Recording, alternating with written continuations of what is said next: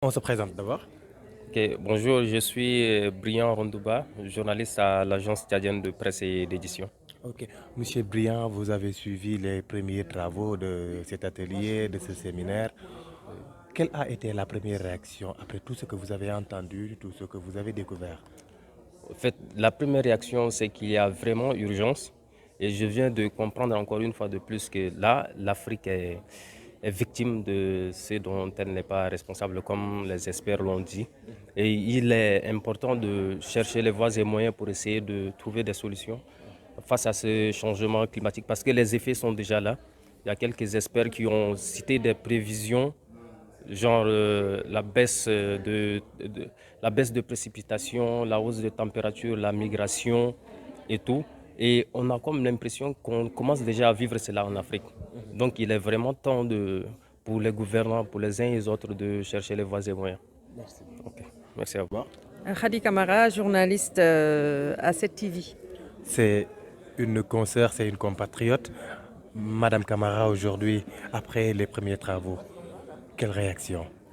Je suis d'abord, je veux dire que je suis très contente et très honorée d'être là, de participer à ces ateliers. Et j'ai été invitée et sélectionnée par l'association Africa 21. Et c'est vrai que c'était très intéressant les débats, mais comme l'ont déploré tous les consoeurs et confrères qui sont là, parler de climato-attentisme, c'est vraiment, je dirais, insulter l'intelligence des Africains en quelque sorte, parce qu'on sait que l'Afrique ne produit que 4% des gaz à effet de serre et qu'aujourd'hui tous les experts sont unanimes que l'Afrique est le continent qui subit le plus les effets des changements climatiques. Voilà, donc avec ce qui s'est passé à Paris lors de la COP 21, il y avait des accords qui ont été signés. Donc pour démontrer et dire aux Africains que c'est vrai, vous n'avez pas pollué, c'est nous qui avons pollué. Donc nous allons essayer de rendre justice en mettant en place un fonds vert climat qui sera dédié justement à ces pays africains à qui on demande aujourd'hui, en quelque sorte, entre guillemets, de ne pas se développer comme l'avaient fait les pays pollueurs, on les connaît. C'est vrai que la Chine avait ignoré un peu ces accords-là en se Même les disant que, États-Unis continuent d'ignorer. justement, parce qu'aux États-Unis, c'était quand même différent. Parce qu'aux États-Unis, ils ont des lois très contraignantes en interne, ce qui fait que même s'ils ignorent, entre guillemets, quelque part, ils prennent soin quand même de leur environnement.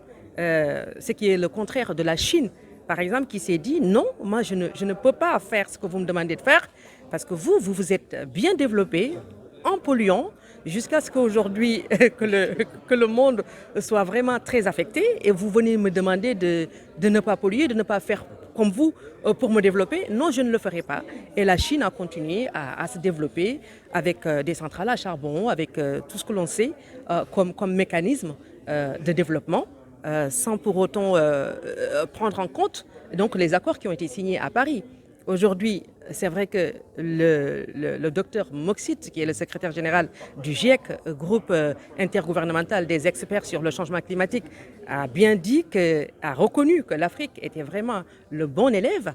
Donc ça, c'est à saluer, certes, mais il faut, d'un autre côté, essayer d'accélérer la cadence sur le fonds vert climat. Parce qu'on sait que accéder déjà à ce fonds vert climat est très très très difficile. Les procédures sont très longues, ce qui veut dire quelque part, entre guillemets, c'est décourager en quelque sorte nous, les pays africains. Alors qu'on est dans une phase d'émergence. Alors qu'on est dans une phase d'émergence. Et qui dit émergence dit mettre en place des industries lourdes capables de porter cette émergence.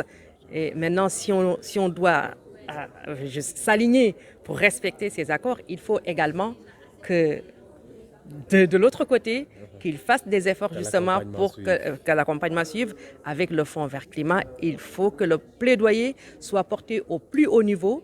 Et j'espère qu'on a une grande dame aujourd'hui qui était ici, présente, notre avocate, c'est l'avocate des droits de l'environnement, Madame Corinne Lapage, qui m'a promis d'ailleurs, parce que quand elle est sortie, je l'ai suivie, pour lui demander si est-ce qu'elle va porter ce plaidoyer-là au plus haut niveau. Elle m'a dit que oui, qu'elle va le faire, mais reste à savoir si ce sera fait ou pas, ou ce sera accepté ou pas, je ne sais pas, par ceux qui sont au plus haut niveau. Mais aujourd'hui, franchement, Je pense qu'il est temps quand même que l'Afrique se réveille davantage, que l'Afrique exige ce qui lui est dû, parce que c'est une dette qui est là et il faut que l'Afrique se fasse respecter davantage pour pouvoir se développer comme il faut, comme les autres, tout en respectant bien sûr, moi en tant qu'environnementaliste, les normes environnementales en vigueur. Merci beaucoup. Voilà. Présentez-vous d'abord. Je m'appelle Lynn René Batonguet, je suis journaliste à la radio et télévision du Cameroun, journaliste scientifique et donc spécialiste sur les questions d'environnement, de développement durable aussi. Vous avez participé à cet atelier à la première journée. Quelle est la première impression, la première réaction?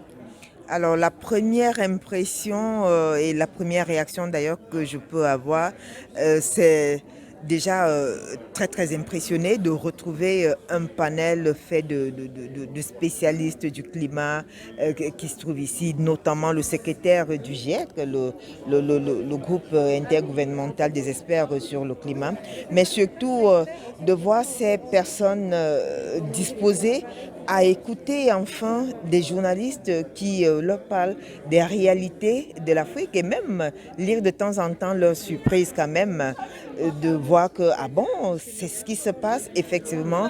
Et donc ce sera une occasion aujourd'hui pour nous, journalistes africains, de pouvoir leur dire ce qui est vrai, ce qui se passe effectivement sur le terrain en Afrique, car beaucoup d'Africains, les Africains font déjà beaucoup d'efforts aujourd'hui pour s'acclimater. Ils l'ont même reconnu aujourd'hui. Ils l'ont reconnu, on a d'ailleurs parlé de l'Afrique comme étant du meilleur élève, encore que ça, j'ai pas beaucoup apprécié. Mais bon, ils ont dit on est les meilleurs élèves, mais en même temps, ils ont parlé d'un climato-attentisme, ce qui n'est pas vrai, parce qu'en Afrique, il y a beaucoup de choses qui sont faites. Les Africains n'attendent pas sur place ce qui leur est dû en passant, parce que tout ce qui se trouve dans le fonds vert, dans le fonds d'adaptation, c'est ce qui leur revient de droit. Eux qui protègent la forêt, eux qui protègent le climat, c'est ce Eux qui ne produisent que 4% de tous ces gaz-là à effet de serre. Justement, ce sont des fonds qui leur reviennent de fait. Et donc, dire qu'il y a un certain climato-attentisme, c'est un peu comme insulter quelque part l'Afrique, quoi. Merci beaucoup.